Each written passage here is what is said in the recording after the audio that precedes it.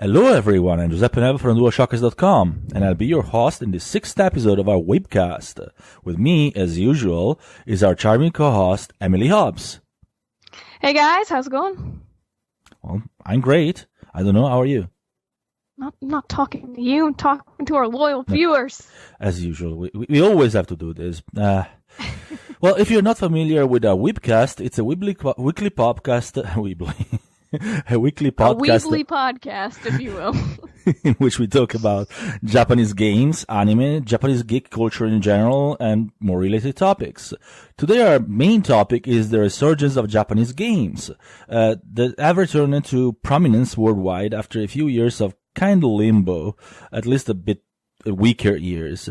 This topic was inspired by a lovely documentary by the team at Archipel, I think that's how you pronounce it because I think it's French, which had several developers of popular recent games in Japan comment on the recent momentum of Japanese gaming. But we'll get there in a bit. Now it's time to talk about the games we played this week. So, Emily? Well, I have been doing a lot of going back to some older games, so I went back and played a little bit of Breath of the Wild, because I saw the Zelda mod, and that inspired me to want to go play Breath of the Wild, so I've just been riding around on a horse for a bit. So that's been fun.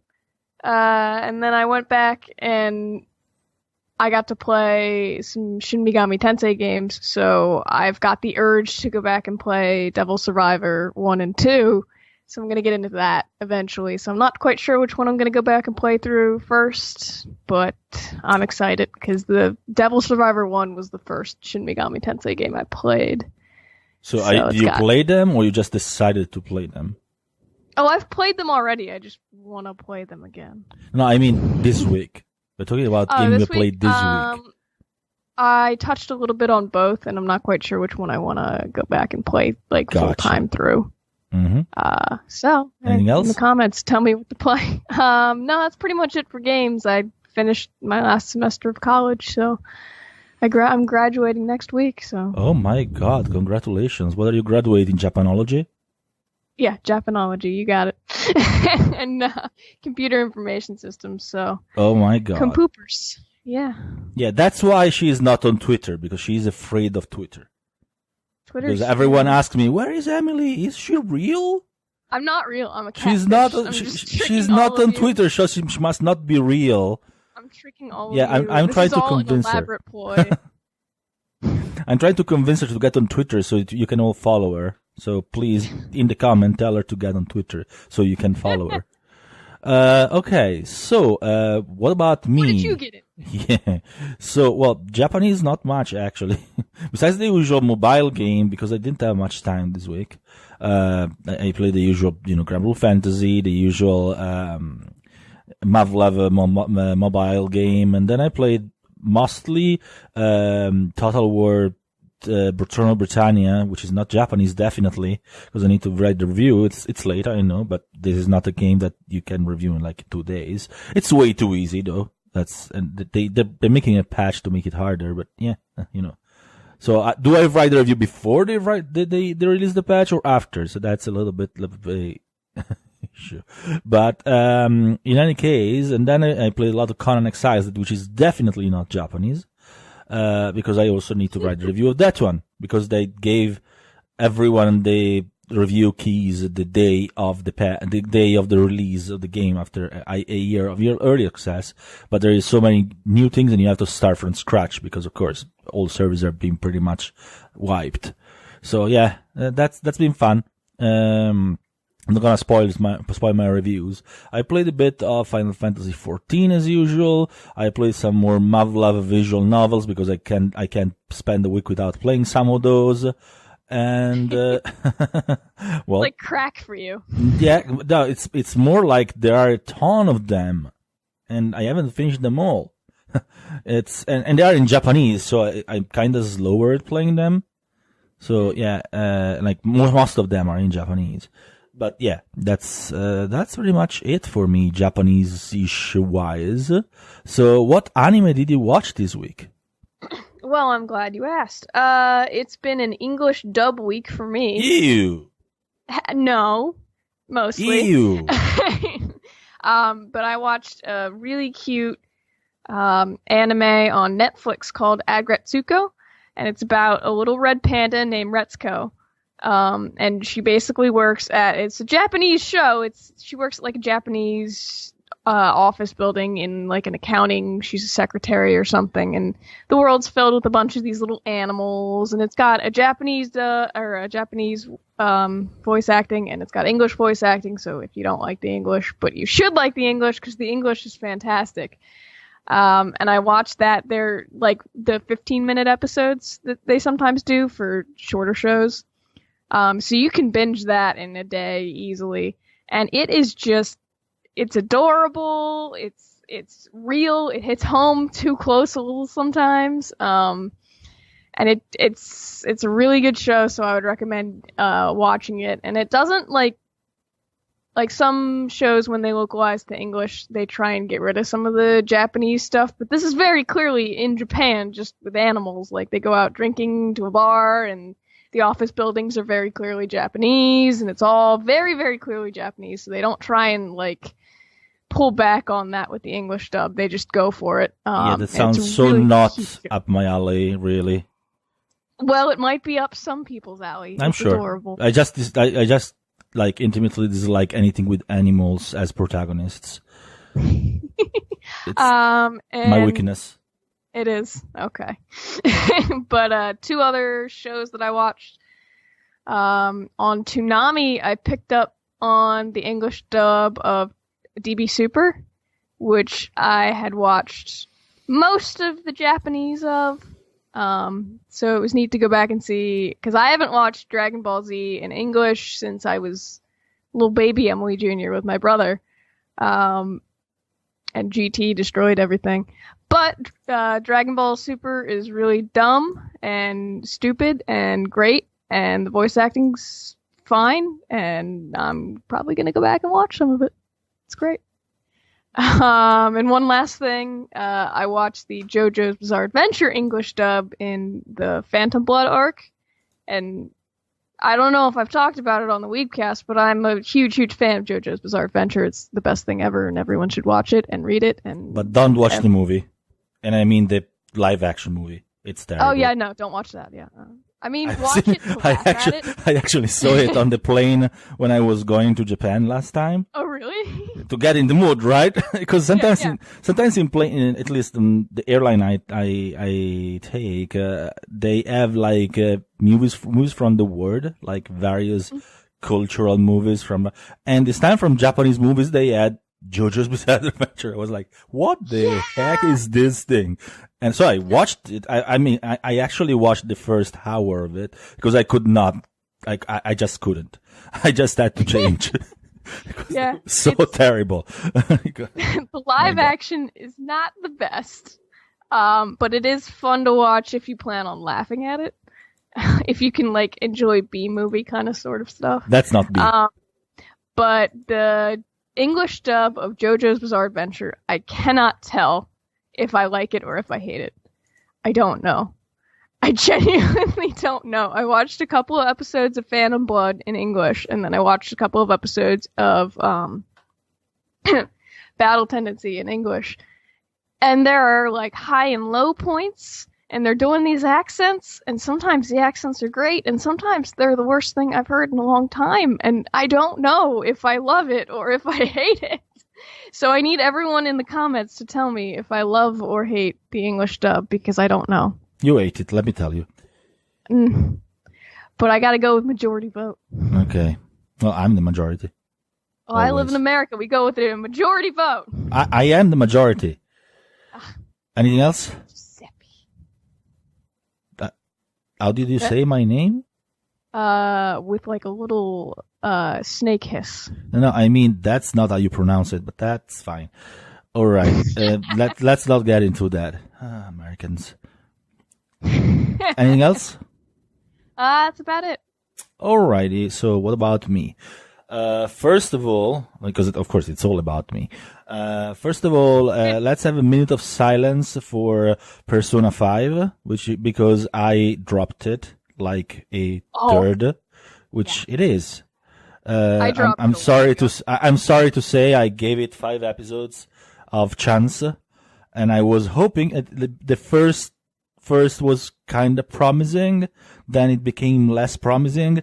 It's absolutely like it doesn't stand up to the game in any shape or form. The animation is not great. The characters are rushed. It doesn't make sense that it exists, really. Like it does not. Like if you play It the wasn't game, necessary. if you Yeah. play the game, you don't need to watch the anime. Really, it adds nothing and actually misses a lot. And if you did not play the game, play the game. Literally, Yeah, that's pretty much. that's how it is, That because sums up my the thought. anime is really not gonna give you a good look at the game if you did not play the game. Just play the game, seriously. But honestly, I did not like any of the Persona anime. Even Persona 4 Golden, I really did not like it. It didn't make sense as well. It didn't make sense for other reasons, but they really cannot do a good Persona anime, it looks like. I haven't seen the Persona 3 movies yet. Maybe those are decent, but I at this point, I'm scared. Have you seen the Persona 3 movies? I have, yeah. Are they good? I like them, but I also like Persona 4 Golden just because of how it characterizes some of the characters. So I don't necessarily know how you would like it. Okay, gotcha. But it does hit the major points pretty well because it's like 3 movies so far, Gotcha. almost 4. Alrighty. Well, so 1 minute silence. No, not really 1 minute silence. Let's do 5-second silence for Persona 5 anime, which is dead for me, really. Well, okay. Let's not put silence in the podcast because that's not a good idea. Anyway, on the other hand, Full Metal Panic Invisible Victory took off like awesomely. It's gotten to the point in which things happen really, really fast, and now it's all going to be like old Full Metal Panic, what we love of it. So yeah, if you haven't started watching it, watch it. If you haven't watched like the first 3 seasons, you should watch 2 of them. You can ignore Fumafu because it doesn't make sense. That doesn't exist. It did not happen.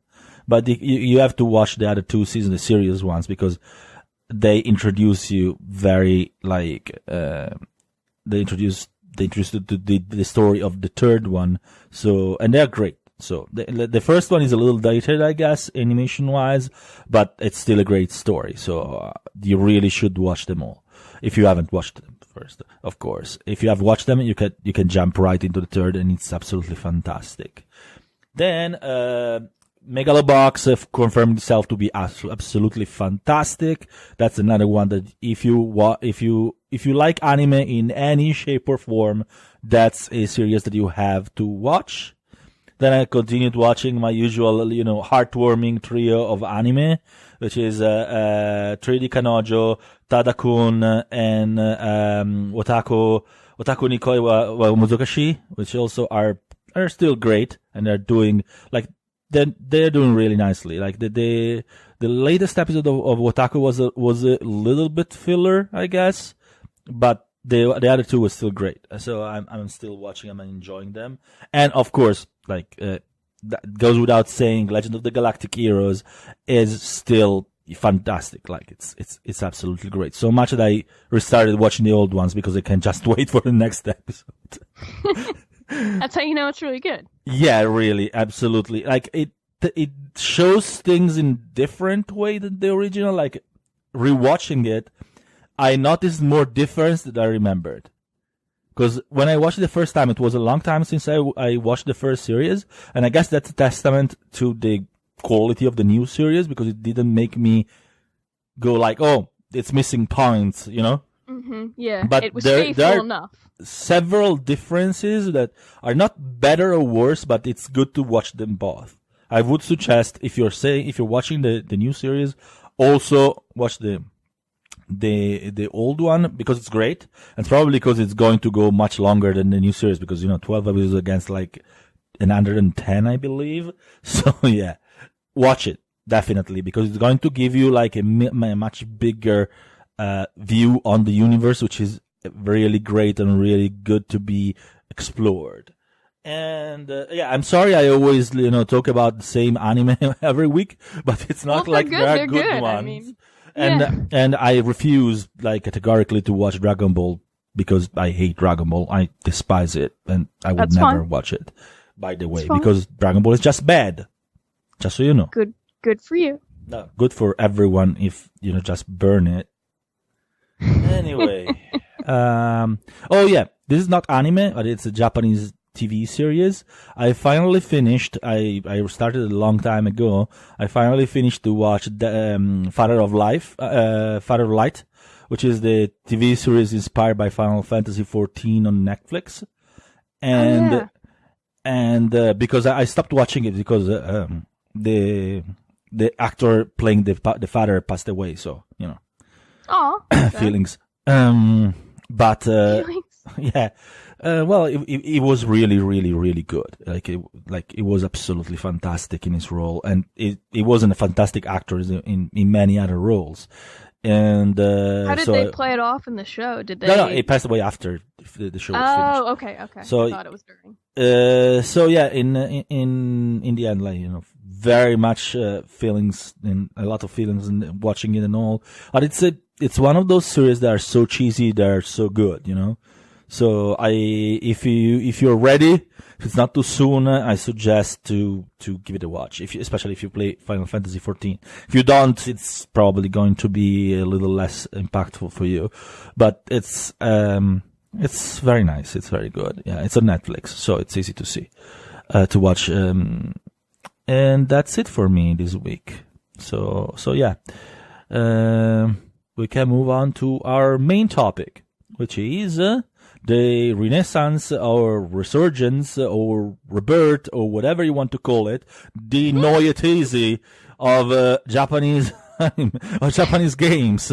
And yeah, so basically what happened is that last week, it's still this week for us because we're recording this on Sunday evening, but you're gonna see, you're gonna watch, listen to this podcast. Listen. You're gonna taste the podcast. Today I'm a little out of it. Sorry. I'm a little bit. I have a bit of a cold. In fact, my voice is probably a little bit truthy. But so yeah, I'm a little out of it. Anyway, this documentary came out on a channel that is named Archipel, which I believe is French, and I don't know if I'm pronouncing it right. If I'm not, forgive me. I'm supposed to speak French, but I never heard that word. I'm supposed to speak French. Yeah, because I learned it in like middle school. That's it. But yeah, the channel is, they renamed the channel that was named Toko Toko TV, which I'm sure many of you guys know about because we posted a lot of their interviews because they're great. So Toko Toko is still part of that, and it's made by the same people. And the documentary is titled Ebb and Flow. Ebb and Flow, conversation on the recent momentum of Japanese games.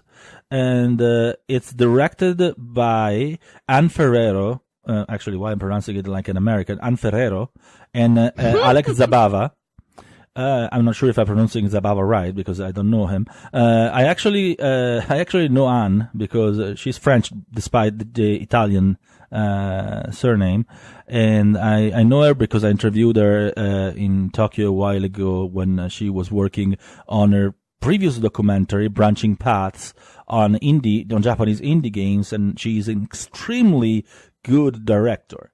Like, she's really, really good. She's worked on TV in Japan and a lot of other things, and she's the one directing the Toko Toko series of interviews as well. So if you follow DualShockers, you probably know her work because we posted like 20 of their interviews because they're really, really, really good. And this documentary is just as good.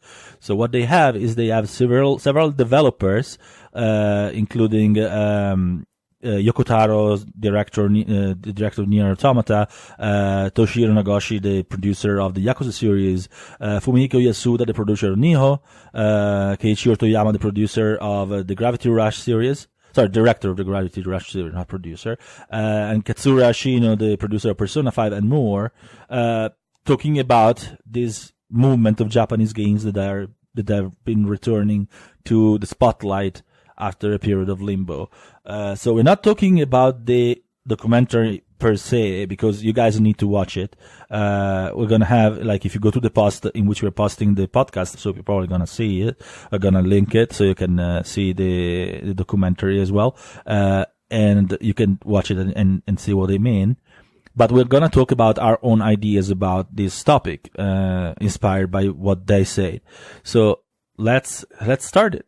So basically what happened, I'm gonna introduce really quickly the topic.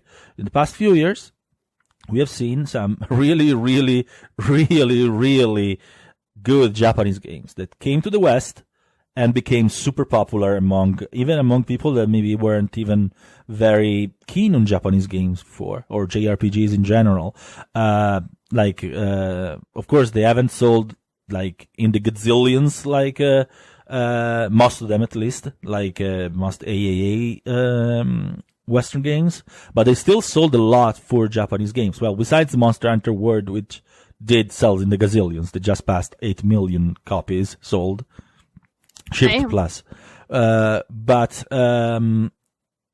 Then there was Persona 5, definitely. It won our Game of the Year last year, and in 2017, and it won it both from us, the staff of DualShockers, and the popular vote among our readers. As you know, in here at DualShockers, we have 2 separate top prizes for every Game of the Year, and for every time we have a major event that has DualShockers awards. So we have one voted by you, which is actually our most important one, because there is a lot more of you than there is of us, so it makes sense. And then we have our own. So Persona won both, which is for the second year in a row, actually. That was really, like, one of the best games I've seen in a long time. Despite the fact that I gave it only a 9, I think, because it wasn't perfect, but it was great. Then we had, of course, Monster Hunter World that we just got. Then we got Nier Automata. We got the Yakuza series is becoming super popular, despite its many flaws, because the Yakuza series has flaws, but it embraces it in a way that is incredible. Yeah. And then we had Nihon, of course, that's also great. And then we had Gravity Rush, the Gravity Rush 2, that was great as well, even if it didn't meet the commercial success that many other did, unfortunately, because Sony did not market it at all, pretty much. Anyway, there have been several examples. Of course, there are, like, smaller ones. It's not all of them, but, like, the whole level of the Japanese industry seems to be pushing up and returning to its quirky, creative, very Japanese nature, which is great. What do you think, Emily? I think that's 100% true. I would really recommend to everyone to go check out that documentary that Giuseppe was talking about. It is really beautifully directed and has some really solid things to say and check out. And yeah, we've definitely, over the past few years, we talk a lot about how it's a really great time to be, a Japanese nerd, a weeb, whatever you want to call it. But it really is. I mean, we've had Nier Automata, we've had Persona 5, the Yakuza series, all the things you were listing off. Even Nintendo, your favorite, has been getting a lot of play with Breath of the Wild and Mario Odyssey. So we're definitely seeing a resurgence that I don't think was as present in the PS3, Xbox 360 era. I mean, there were good games then, obviously, but not to the degree and to the, I guess, noticeability or visibility that we're having right now. Resident Evil 7, I forgot about that one. Of course. Also Final Fantasy 15, that's great. That's another great game. Yeah. True. Like we have many games, and that's the problem. We don't have just 3 or 4 games. There are many that are, like, much higher than they were. So in quality and in presentation and in success in the West, right? Mm-hmm. Yeah. I remember last spring I was just dying because I was swamped in games that I needed to play, because last spring there were so many good games that came out. But it was like all at once. So I was just waving through like a bunch of games and having a great time, but just up to my neck in really amazing games to play. So it was like I was dying slowly because I wasn't moving for very long periods of time. But yeah, definitely. Well, yeah, definitely yes. And I'm actually. What's your favorite among them? Like, if you had to pick one. That's tough. I don't know. The thing is, there are a lot of different genres that are being played up. I mean, I'm a huge fan of Monster Hunter World because I'm really glad to see Monster Hunter coming to sort of the modern age in terms of graphics and design. So that's definitely near and dear to my heart. But if we're talking last year, it would probably be a close tie between Persona 5 and Nier Automata, I think. Yeah, that's difficult to decide between them. I actually had a hard time voting for the game of the year between them. I was like really, really conflicted, but in the end, like Persona, I guess Nier Automata is fantastic. I mean, I can't state how good it is enough, but I guess Persona was more dear and near to my heart, mostly because it had more characters to get to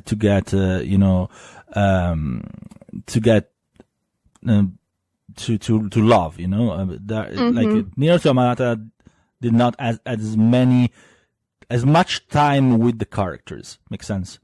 Yeah, and it had a smaller roster. It had like smaller roster, and also like it there is less dialogue, so it's of course a little less. It's you emotionally maybe a little less than Persona 5. I'm not bashing Nier Automata. Please don't hate me. I absolutely love it to death. He hates it. He hates Nier Automata. But definitely. I'm like, and I think like the Yakuza series had a big resurgence as well, with Yakuza 0 mostly. That's, I think, when it exploded. I think that's one because Sega did a really, really good marketing campaign for that. Like, without spending much for that, they didn't really spend much. They just did viral, mostly on social media, but they did really well for once. Sega is not known for marketing games well, especially Japanese games. But that, with Yakuza 0, they did really well. They played it to its strength and laughed at its weakness. Yeah, and that's what you do. You have and it worked. The quirky parts. You're like, hey, whatever. Yeah. We got quirky parts. Absolutely. Like there is that meme, sorry, with about the chicken that has gone so viral. I love Nugget. So yeah, absolutely. I think it was about time because the Yakuza series has deserved this spotlight for a long time. But unfortunately, Sega has marketed it so badly before Yakuza 0 that people just didn't notice it existed, right? Yeah. And yeah, unfortunately, Yakuza 6 is probably not as good as 0 and Kiwami. But it's still very good. It's just a little bit, like, mostly because they changed engine, so they probably couldn't do as much as they have done with the when you change engine, you have to redo everything from scratch. So you lose something. It's almost automatic. So it is kind of justifiable in that way. In fact, Yakuza Kiwami 2, which is made with the same engine, but it's the second game with the same engine. It goes back to its old splendor. Definitely. According to me, Yakuza Kiwami 2, which I already finished. Oh, really? Yeah, I finished last week. I actually forgot to say it, but I finished it last week, and it is on par with Yakuza 0. Quality of gameplay plus the new engine, which makes it look fantastic. So yeah, it's because Yakuza 0, the only flaw it had, well, it had some flaws, but the biggest flaw it had technically was the graphics, because it was still the old engine that was created for cross-platform games. And in fact, Yakuza 0 originally was a PS3 and PS4 game. So it's after definitely in the graphics department. Yakuza Kiwami 2 does not have that flaw at all. So fantastic. It is absolutely I'm fantastic. Looking forward to it. and quality of gameplay, quality of story. Well, Yakuza 2, the original Yakuza 2 was the best Yakuza game before Yakuza 0 came up. Yakuza 0 at the moment is the best Yakuza game that came to the West. But before Yakuza 0, the best Yakuza game was Yakuza 2. And now Yakuza Kiwami 2 can contend again for the spot of best Yakuza game. It is all that Yakuza 2 had plus more. So it's great. It's fantastic. But yeah. Any other Japanese games that you loved in like recently, even if they're not super successful? I mean, there's obvious ones. I really loved Breath of the Wild. I was talking about how I went back to it after a while. I was a huge fan of Resident Evil 7. It had some issues. Too creepy for me.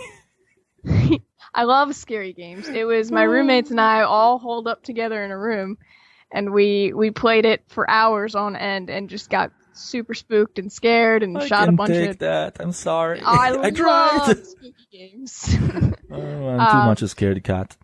But it really did kind of go back to some of the earlier roots of the series while still maintaining some of the fresher ideas of like a next generation game. You know what? I could take the older Resident Evil games. I could take them because they weren't as creepy.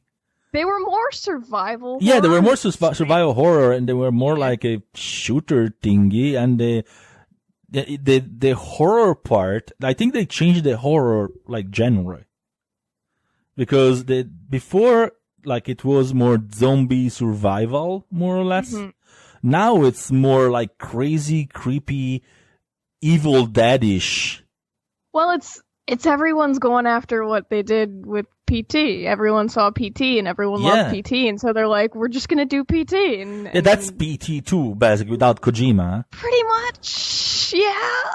And I mean, Silent Hill and Resident Evil franchise are kind of a similar age, I guess you could say, and prestige level. So there's that. But I really enjoyed that game. And it was so funny. It came out at the end of January, and I thought, "Oh my God, how can they possibly have released Game of the Year so early?"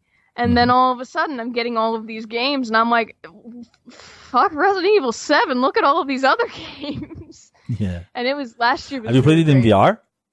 I did not play it in VR. I did have a friend who played it in VR and said it was really freak neat. Up?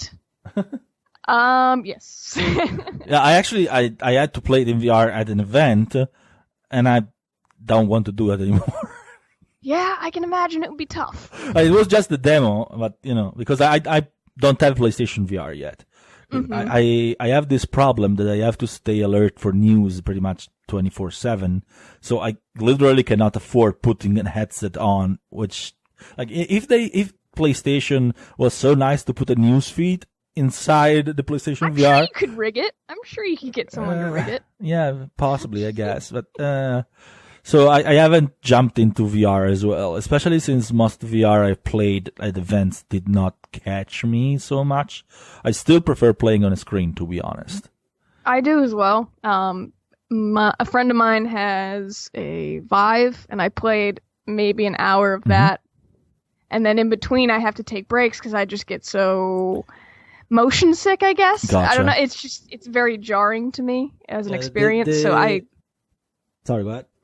I was just saying. So for me personally, it's a tough transition. I think I much rather prefer controllers, but there's definitely some really neat things to do with VR games. The best VR games I played were at the VR Zone by Bandai Namco in Shinjuku. Actually, it's Vive technology, but it's of course like an amusement park. It's actually in Kabukicho, which is the district that inspired Yakuza, that inspired the Kamurocho that appears in Yakuza, which is funny because it's if you think the Yakuza game and you think like the little plaza in front of the theater, right? Mm-hmm, yeah, I know. I can picture exactly where you're thinking. Yeah, where there is the bowling. That's where they tore down everything and they built the VR Zone now, which Oh, is like really? a So you super just- modern building. So it's like a punch in the eye. The building is really looks terrible in there. So But is it just like you go in and play VR games? yeah, you go in there, and you can play VR games. And there's a neat. little bit of a comics off topic. They're exclusive VR games for that. You can play Evangelion. You can play. There is a new Dragon Quest one that I didn't try because it's new. There is a Votoms one, which is my favorite was actually Votoms because you had the robots and you actually had some control. Some of them are great. Some of them are terrible. Yeah. Because the Evangelion one was pretty bad because the control is not great. The Gundam one was absolutely, you just sit on the hand of a Gundam and it just does thing and you watch.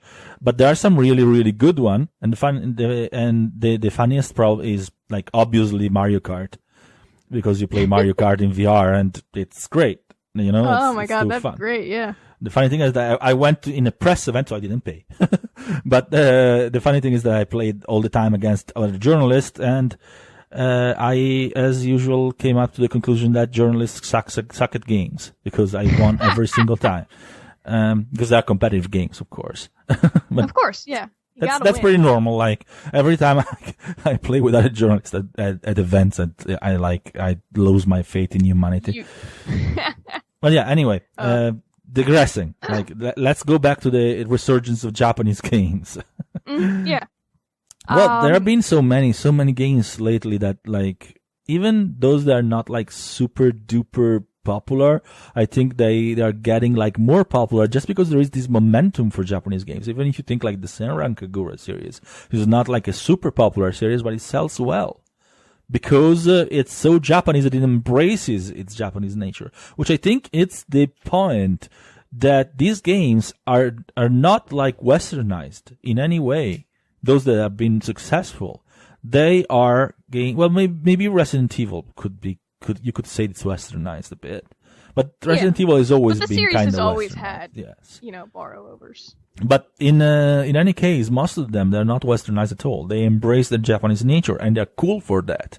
Like, if you think it's the concept that I mentioned when we were talking about localization, being Japanese in nature and in flavor, it's an added value because it's the value of the exotic for many. And I don't understand why people don't understand how valuable being exotic is to set your product apart. And in this case, those Japanese games that embrace their Japanese nature they embrace the fact that they are exotic in the West and they marketed it well. Like the Yakuza series, the Sega is marketing it is for exoticism in many ways. And that's a big factor in making it successful, I believe. Mm-hmm.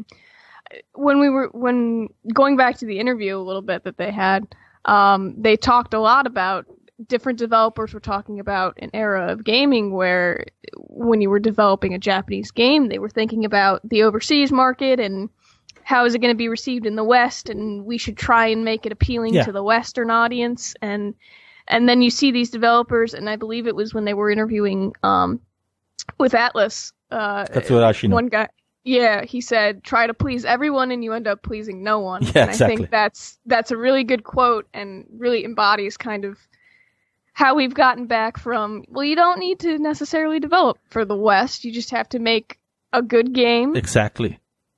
With what you're strong with, and then release it, and it'll stand on its own merits, I think. And Funny I thing think that Hashino-san would say that, because I can't remember an Atlas game that was developed to appeal to the West. Can you remember? I know. Me neither. Like, his team moved from Persona 4 to Persona 5, like Persona 4 to Persona 4 Golden to Persona 5, and Persona 4 Golden definitely is not made to appease to the West. Not even a little bit. Other Atlas games, well, it's not Atlas, but it's Vanillaware, and it's like published by Atlas. It's Dragon's Crown. That's definitely not made to appease to the West. Tokyo Mirage Session is not made to appease to the West, even if Nintendo tried to make it so and ruined it in the process. I guess you could say Catherine a little bit, but not I don't hugely. think so. I think Catherine is too quirky to appease to the West. If they tried to appease to the West with Catherine, they made a really bad job to it. Yeah, maybe they've just been trying to appeal to the West all these years, and they're It's just more. really bad at it. I think it's more the bigger publishers like Square Enix, like Capcom, Capcom, not definitely, I think. not Bandai Namco. Bandai Namco just did his thing for a long while, just doing anime stuff. Yeah.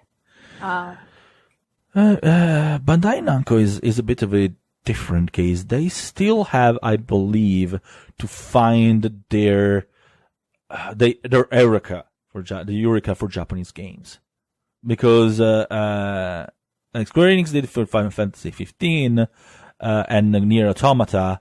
Sega did it with Persona 5 and Yakuza. Capcom did it with Monster Hunter World. Konami's dead, and so we're not talking about Konami. Konami's dead and buried and doesn't exist, and no one can talk about it. Yeah, it didn't happen. But if you think about it, Bandai Namco is churning out a ton of Japanese games that are very Japanese, and they're very, they're interesting for people that like the anime thing, anime crowd. Oh, yeah, well, they kind of did with Dragon Ball Fighters, I guess. I'm not sure if you could call it a real Eureka moment, but it's definitely probably the most successful thing and most popular thing they made lately. Otherwise, they still have to pull back from the brink series like Tales, for instance. And I hope they do. I hope they actually follow the example of other publishers, and they manage to create something that really, you can say, it's their Eureka moment. Makes sense? Yeah. I mean, they had Dark Souls, but that was more so... Dark Souls, they publish than... it. I mean, it's... Yeah. I wouldn't call it Bandai Namco game. Yeah, exactly. And they don't even publish it in Japan. They just publish it in the West. Because in Japan, the Soul series is published directly by From Software. So they self-publish the game. Well, there is this new From Software game that they're announcing, that just announced, that's still doesn't have a real title. Shadows They Die Twice, the one that they showcased at the Game Awards. But we'll have to see. We don't even know if Bandai Namco is involved at all in that one, because there was just From Software's logo there. So we'll see. I think it's Tenchu game, because I definitely see the elements of the Tenchu series, and that's the Japanese Bandai From Software series that has been it's owned by them now. We'll see. But yeah, Bandai Namco still has. They make a lot of games that I enjoy, but none that would come up as GOTY material, pretty much. And none that I point to and I say, oh, that's Bandai Namco. Normally I point to them and I say, oh, it's this other company that's probably a subsidiary of Bandai Namco. Well, not only, Arc System Works made Dragon Ball Fighters. Yeah, exactly. Which is a great game, even if I hate Dragon Ball. Yeah. But yeah, definitely. I would like to see more of high quality things, because the problem with Bandai Namco games is mostly that they are kind of rushed with low budgets. So they have this One Piece game, open world One Piece game that's promising, but also we have to see. It's difficult to say how far they'll push it, right? Are you much for One Piece? No, I'm not. But the game is promising as a game. Well, I'm not for pretty much any pure shonen series that are mostly just fighting and gags. Like, if you put in some romance and some other things, like a little bit more complex, like Bleach, maybe, I can stomach it. But I really can't stomach the pure shonen. The last pure shonen that I actually liked was Senseiya, like a million of years ago. So yeah. I mean, that's a classy series. But that's also because it had a completely different philosophy and way of behavior for the characters, so it was different. Also, the the one that came out almost at the same time. It was Yoroiden Samurai Trooper, yeah, which is what they called the Ronin Warriors in the US. But they never made a video game for that, at least not recently. I don't remember if there was a video game back then. But that was a great series. Anyway, we're digressing a lot. Sorry. No, it's good. We're having a good time. But yeah, anything else? Any other great game that you can think about lately? Anything that hit you? Not thinking about games, but just thinking about how sort of Japanese culture and enjoying Japanese culture and anime even has become more mainstream, is seeing a lot of, at least in America, seeing a lot of celebrities that are big on anime. I talked last week, I think, about Kim Kardashian said her new hair was inspired by a character from Darling in the Franxx, which is a super weird anime that is super obscure. Yeah, definitely. And I think her husband, Kanye West, I'm not a huge fan of him, but I know he likes a lot of anime. He's really big into Akira. He's really big into Gundam. I think he has like a scale model Gundam in his house. Wow, he has one scale model Gundam. Whoa, such an otaku. A model, but he does have a really... I remember seeing an interview, and there was just a Gundam sitting in the background. I'm like... okay. All right, because a single Gunpla doesn't make an otaku. Yeah, well, it was like a really big one and really impressive. But I was like, he just has that in his house? I didn't know he was into that. And I was like, oh, that's cool. But, when celebrities make it cool, I guess you could say. Funny, because even for anime, if you think it had decline like a few years ago. Like it went down a lot. Because when I was like much younger, anime was much more popular in some countries. I'm not sure about the American situation, but for instance, in my country, in Italy, anime was super big and then it declined a lot. In fact, the company I was working for, when I was working in anime localization, closed because we really didn't have the market anymore.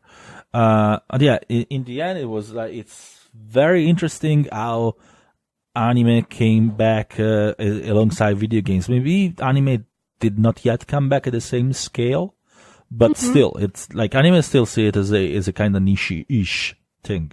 But it's still bigger than it was a couple of years ago, for instance, or 3 years ago.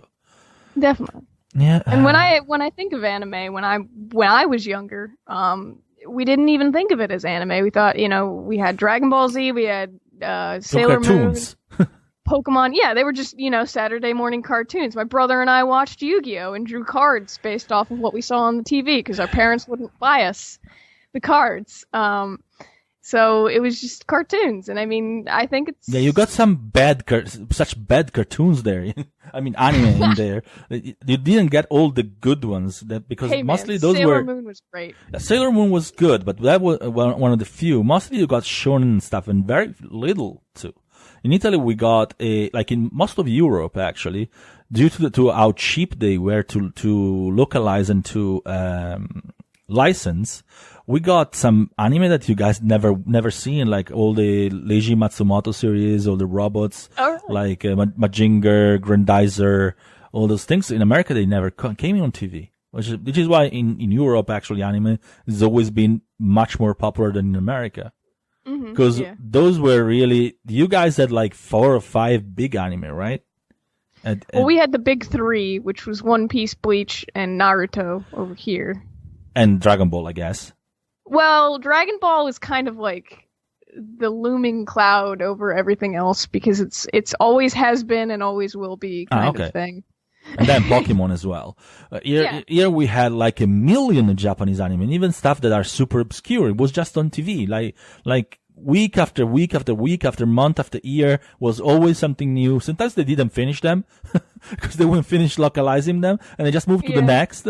And they shown them like 1 million times. When they finished, they started again, and again and again and again. It was like it was basically. 80% of in many European countries, 80% of the animated production we watched on TV was anime.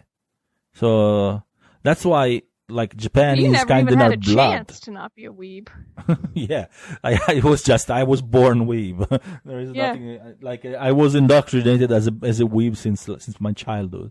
Anyway, I think we are digressing so much that the topic has pretty much been knocked off, and we can move into the news. And because we've been speaking for 50 minutes, so it's time. It's time. Unless you have something really important to add. No. Okay.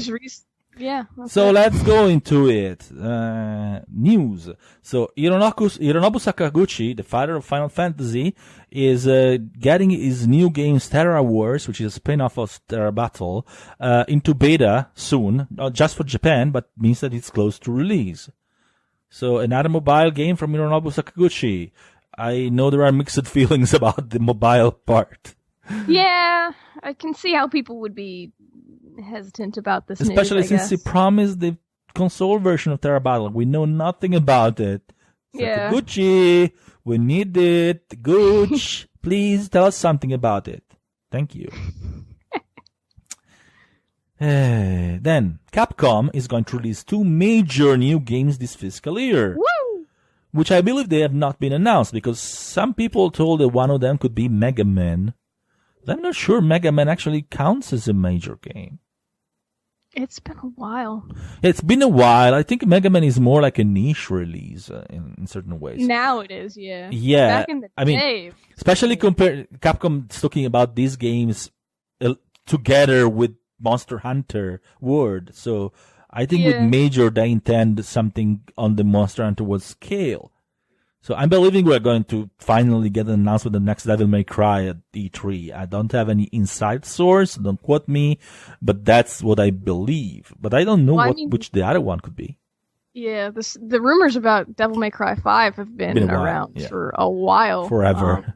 Yeah, but so I definitely think that could be something, possibly. Could they bring back Deep Down? The chimera of games. Yeah, maybe. No. I'd be happy with the new Dragon's Dogma, to be honest. But Dragon's Dogma was great. Yeah, but well, my dream would be Rival Schools, the return of Rival Schools. But you never know. Rival Schools. It's awesome. It's the weebest game ever. Then they're returning the Jinguji Sapporo series, which is the what's known in the West as Jake Hunter. Is debuting on PS4 and Switch, which Prisma Vice, which is pretty much a adventure visual novel on the guise of on the pretty much the similar vein to Ace Attorney, but much darker. Mm-hmm. If you don't know about it, I don't know if you're familiar with the series. I am not. But... Okay, yeah, it's pretty much like Ace Attorney but dark and serious and hard boiled. And unfortunately, they did the same terrible localization to it, so it's not Jake Hunter. Great. It's Saburo Jinguji. It's not set into some fictional American place that I don't even remember the name. It's set in Shinjuku. So, and Apollo is not eating his hamburgers. Okay. Just so you know. Eat your hamburgers, Apollo. Yeah. But yeah, next one is SNK announced the Neo Geo Mini. And it's great. Have you seen it? Yeah, I have. Oh my god, it's a little arcade cabinet that you can hold in your palm, and I think it's so adorable. They did not say it explicitly, but I believe it may be portable, actually.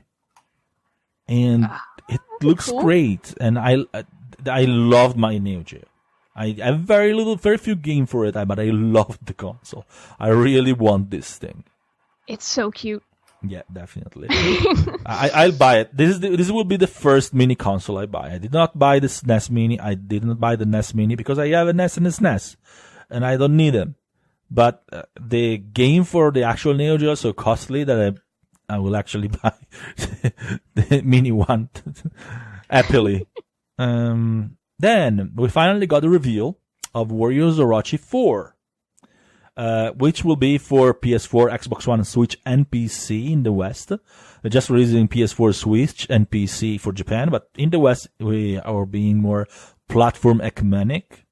Interesting. Yeah, the funny thing is that I was chatting with Koei Tecmo's marketing executive for Europe, and there is a little bit of a mystery because the press release says 165 returning characters, plus 5 new ones. Jesus. But I counted them.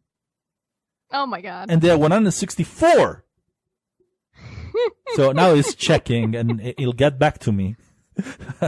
I definitely, if you go to the Japanese side, there is the list of the characters that are already announced, and they're definitely 164. So yeah, it's, but he ensured that the press release was correct. That's fantastic. I actually had to make my article. I had to download the artwork for each character one by one. So I actually downloaded 164 images from the site one by one. So I definitely counted them because I was like, "Oh, isn't this finishing yet?"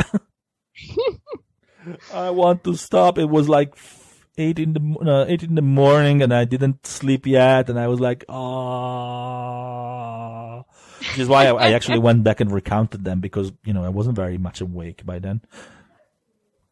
But yeah, which is also why I have 164 files in my hard drive. So that makes it easier to count them. But I also actually went to sleep, and all I can see is 164. Yeah. Next, Sega aims to expand the sales of its Japanese games. This was part of their latest financial release. So, well, thank you, Sega. Appreciate it. We'll definitely take everything you send us. So, please announce the firm release date for Valkyria Chronicles 4. Thank you very much. But I'm definitely, I'm definitely see that they are localizing a lot of things. I had not expected localization for Shining, but we got it, so I'm happy. And I hope they localize everything they do from now on. And speaking of Sega, the new Sakura Wars game that we talked about in our second episode, I believe it was second episode, is coming in this fiscal year, which means before March 31st, 2019. So it's not so far. Well, at least in Japan. Pretty close. Yeah, so we are going to get it soon, and that's awesome.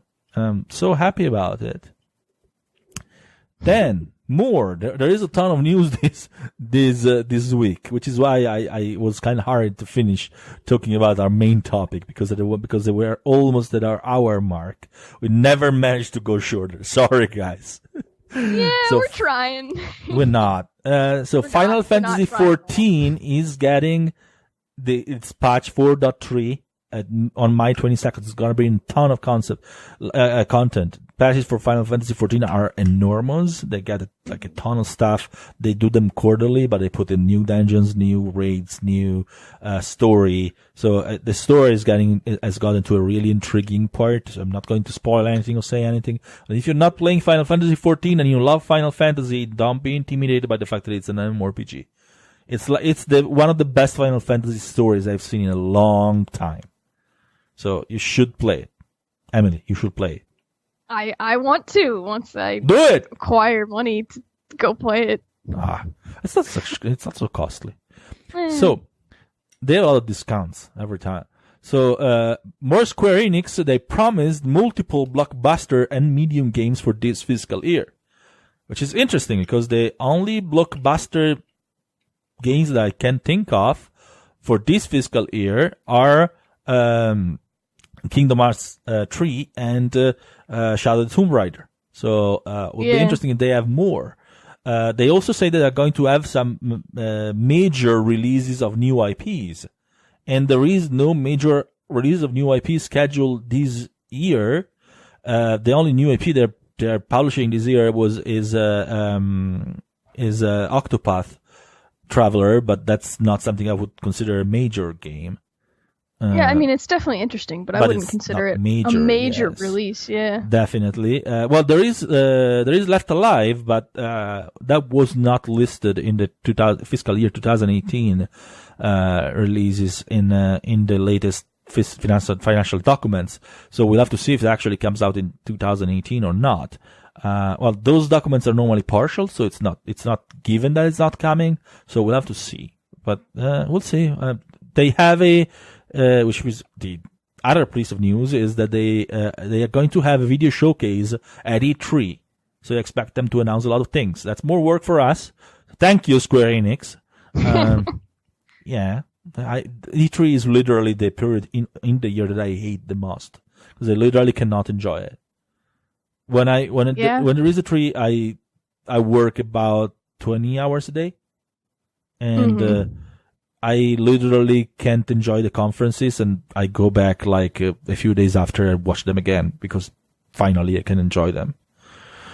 But yeah, anyway, they're going to have a showcase, and they're probably gonna have I expect them to announce the release date of Kingdom Hearts 3, which was confirmed for 2008. So 2018. 18, sorry, yeah. I wish it was 2008. But yeah, definitely expect a release date, or at least a release month.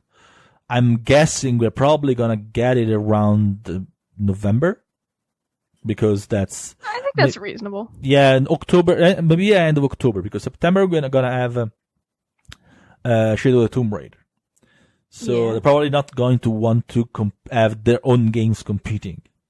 And I don't think they want to go into November, because it could be like competing with too much stuff. But it could be December. I think actually Kingdom Hearts 3 could be the perfect Christmas game. Like just with the atmosphere of the game. It's Disney. Come on. What's better Christmas than Disney? It literally, your target audience is the people who are going to be benefiting the most from Christmas. I take back my October prediction. For me, it's a December release, which also gives them a little bit more time. I definitely think it'll be later on. It could be December. You're right. It could be. Yeah, definitely. So that makes sense. Yesterday morning, well, it was still night here at Bit Summit. There was the Bit Summit in Japan, in Kyoto. There was Bit Summit, which is the big, it's the Japanese indie games E3, pretty much. If it's not as big as E3, it's 2 days of indie games galore in Kyoto. Not only Japanese indie games, but also Western. There's many Western developers that go to Japan to show their indie games. And, they announced Bloodstained Curse of the Moon, which is a 8-bit, spin-off, produced by Inti Creates, of Bloodstained Ritual of the Night by Koji Igarashi. And that looks really nostalgic. I was like, okay, this is called Castlevania Curse of the Moon. Yeah, basically. They've even got kind of the naming convention going on there. Yeah, I was like, okay, I was writing the article, I actually wrote Castlevania as a mistake. I had to go back. Then I actually changed it. I was like, Castlevania. Then that was a joke, but I actually wrote it the first time. It looks like Castlevania. Come on. It basically is. Which incidentally, there was a panel with Platinum Games Hideki Kamiya, which actually said that the perfect action game for him is the original Castlevania on the NES, which I could agree with.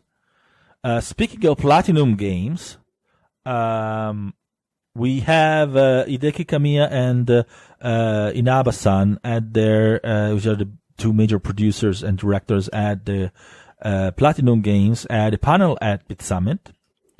And Kamiya was teasing like cruelly Wonderful 101 on the Switch. Like really, he actually went ahead and asked the audience if they would play it if it was released on the Switch. So come on, you can't be more overt than that. Yeah. So I think we can expect Wonderful 101 on the Switch. Maybe they will announce it at E3, probably at this point. I think that's an E3 announcement.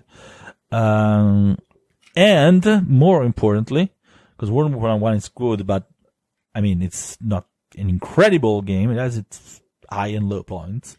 They're working on a top secret game. This is on the Inaba-san of the side of the company, on a secret game that is said to be super innovative and that will turn the action game genre on its head. That's what they say. Statement. Well, that's what the translator translated. Of course, there is a little bit of the hype in the translation, maybe. Oh, yeah. But, I mean, the translator is, was the organizer of Bit Summit, and he knows his stuff.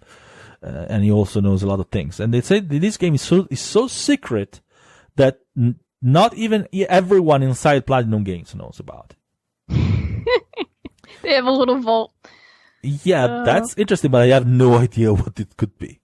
Yeah, I don't either. Like, that's a those are big words to say, even as translator. Well, from Platinum Games, I kind of trust them for action games. Yeah, I do. I definitely do. But yeah, the big words, the fighting words. Yeah. They're fighting. Yeah, they're fighting words, exactly. So another one. Oh, go ahead. Sorry. Oh, I'm just interested to see what it could be, right? Yeah. Okay. So going on, Blade Strangers, which is these new fighting games that is published by Nicalis. It got an animated intro, like a full-fledged extended version of its animated intro, and honestly, I was badass. I mean, it was cheesy as hell. Okay. Yeah. The anime-like song in English was so cheesy, Fist of Fury and stuff like that. It was literally like the most generic Japanese pop. But it was badass. Like, you put all together the 80s anime nostalgic thing, it was super badass, and I like some of those characters a lot. Like Princess Solange from Code of Princess was great, and then there is the Cave Story characters. There are some really good entries in that. Like as a crossover game, I really like the indie vibe. It has a Shovel Knight that was just announced. I love that Isaac's just in there from the Binding. Yeah, Isaac looks so weird compared to everyone. yeah, but it's interesting. It's really, also for Umihara Kawase as well. Like they have some really interesting cast, and the game looks fun. Today we published some new gameplay too, which is yesterday for you because you're listening to this tomorrow. But it looks very good. They showed me that at Bit Summit on the Switch, and it runs very well on the Switch. Well, it doesn't look like a super demanding game, but it is interesting. I'm looking for. I'm notoriously terrible at fighting games, but I'm looking forward to it. Like the last fighting game I was decent at was probably Kikayo on the Dreamcast, which is I never remember the English name of that one. Sorry, what did you say? That's a pull. Oh, you know Kikayo? No. Okay. That's why I'm saying it's a pull. I'm trying to remember the English name. Techromancer. I've heard of it. Yeah, it was basically a very good game with giant robots in which each robot had its own story mode, which was fantastic. Anyway, this Blade Strange is promising to me, and I am actually looking forward to see more of it. Then, speaking of giant robots, I just remembered something. Did you have a chance to watch the Batman? I haven't yet. Okay, you should watch it. Why speaking of giant robots? Because it has giant robots? You should watch it. Okay, I'll watch it. I will. I just didn't have time. It's in my queue, so we'll see. Yeah. Last news.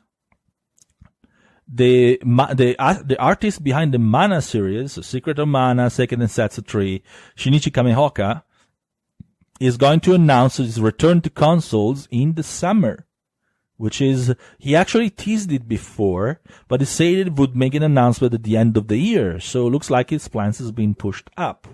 So, Shinichi Kamehoka-san, now owns his own company. Before he was working in Square Enix, then he moved to lead a studio that was wholly owned by Nintendo, which was Brownie Brown.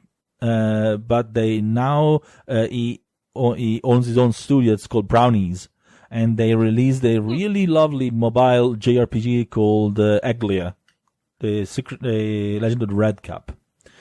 But now they're moving back to consoles, and I'm interested. Because his art style is great. I don't know. Are you like familiar with the Mana series? I'm familiar with the Mana series, but not with some of his newer stuff. Well, that's the only newer stuff. Yeah, that's what I mean. But yeah, his art style didn't change. It's always the same. So yeah, it's a good art style. I like that. And it's very specific. It's very like peculiar and unique. So I like it, and I'm interested in seeing what it does. I interviewed Kameoka-san. I went to visit Brownies in September, and I interviewed about the Eglia game. But funny thing is that I've been keeping these inside until now. I saw that they had consoles in there, like in the office. So I was like, oh, I see a console there. They were laughing it off. So I also know which consoles they had there, but I'm not gonna say because I'm bastard like that. And in any case, it could not be an indication anyway, because a lot of studios have consoles even if they don't work console games. So we'll see what it will gonna be. But I was like keeping it inside. Oh yeah, they have console. Maybe they're finally doing a console game. Yeah, and now we know that they're working on some. Even when I interviewed him, he seemed interested in working on console games because that's yesterday at Bit Summit he said that the younger he works with a ton of younger developers, and I still have an interview with some of these younger developers that are going to be published soon, and because there's been a lot of time passed. I'm a little late with that, but I just didn't have time to transcribe it. It was like an hour of speech, but I will soon. And they had I interviewed 4 very young developers. They were in their early 20s, and there are a lot of young people that work at Kameoka-san's team, and they were pushing for working on consoles, and so it was interesting as well. So that their interest matched, and now in the summer we're gonna see what it does, and I'm very excited for it because the Mana series is one of my favorite. But I've seen a lot of people in the comments saying that it could be Secret of Mana 2 remake or whatnot. It's not going to be anything on the Mana series because the Mana series is owned by Square Enix, and Kameoka-san doesn't work at Square Enix anymore. It has its own team. So, he doesn't have his own rights, or the rights to the game. No, it doesn't. In fact, Square Enix released the Secret of Mana remake was made without Kameoka-san. And it kind of shows. And it kind of shows. That's always sad. Yeah, but in any case, it's probably, I expect a new IP. I'm pretty sure. So we'll see about it. If you go read our interviews, there is a few hints on what he would probably like to work in the future. So or maybe they're not hints, but I asked him what kind of genres he would like to work in the future. So maybe you can take it as an indication. We'll see. Just to wait and see, I guess. Sorry, not going to be any E3 announcement because I doubt Brown is an independent studio, and I doubt they're going to be at E3 at all. So maybe it's going to be a Tokyo Game Show announcement, which Tokyo Game Show is drawing near, and can't wait to go there. I actually love Tokyo Game Show so much more than E3 or even Gamescom. Oh, really? Is it like a more chill environment, I guess you could say? Or... well, it's a consumer show, first of all. Okay. Like, E3 is a almost only press show. So it's more like lots of announcement, but not so much fun. Gamescom is a half and half. There is half of it is business and half of it is consumer. And Tokyo Game Show is literally consumer, and that's it. And that's the most colorful, the one that has the games that I like the most. So in the end, and it's Tokyo, so I love Tokyo. That makes sense. I'm a weeb, so what do you expect? I mean, Shocker. Are you surprised? No one's surprised. It's 6 episodes in. No one should be surprised. Yeah, by now, I actually can't wait to go back to Tokyo because I want to reconnect with some developers as well and have some good interviews as well with them and talk about some interesting games, which I have a couple of interviews already lined up that I can talk about. I'm under very strict NDA, so sorry, not gonna tell. And that's it. Do you have anything else? Any other comment? No, nothing really. Okay then. Well, I'd say we knocked out this episode at 1 hour and over 10 minutes. So sorry about that. We're actually going longer. It was a pretty big news week. Sidetracked. So yeah. Well, thank you very much for listening. Thank you very much for following us. So if you liked what you listened to and you're on YouTube, please like and subscribe to our channel because it helps. Please, if you didn't like it, just dislike it, I guess, because we're not perfect. Tell us in the comment how we can improve Always give us, we love constructing comments. Tell us in the comments what you would like as our main topic for the next episodes, and also just what you would like to hear about, even not just as a main topic. And we'll definitely consider it. Can't promise that we'll actually do it, but we'll definitely consider it. So thank you very much, and have a nice time. Thank you. Bye-bye. See you guys.